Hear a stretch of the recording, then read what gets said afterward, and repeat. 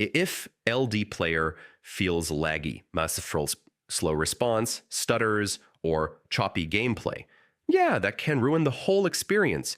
The good part is most lag issues come from a few fixable settings. In this guide, I'll show you how to reduce lag in the LDPlayer Emulator step by step in 2026. Let's jump in. Before touching any settings, close heavy background apps, browsers, launchers, cloud, sync tools, they quietly eat CPU and memory, you know. Now open LDPlayer and click the gear icon on the right side to open settings. Go to the Advanced or Performance tab, set CPU cores to 2 or 4, depending on your PC. Avoid maxing this out. Too many cores can actually increase lag. For RAM, 4 to 6 gigabytes is the most stable range. Next, check the graphics rendering mode. If it's on OpenGL, try DirectX. If it's on DirectX already, test OpenGL. Lag often comes from unstable rendering, so yeah, this step matters.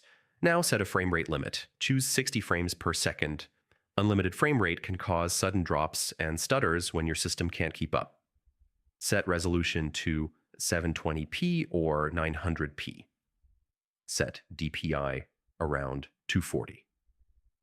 Higher resolution looks better, but it increases lag, especially during action-heavy moments. Scroll down and turn off anti-aliasing, high-quality rendering, and extra visual effects. These settings are some of the biggest causes of lag in LDPlayer. Finally, make sure virtualization is enabled on your PC. If it's disabled, LDPlayer relies more on raw CPU power, which causes constant lag. And that's it. With these changes, LDPlayer should feel smoother and much less laggy overall. If this helped, save it, and yeah, check out the other LDPlayer performance guides on the channel. See you next time.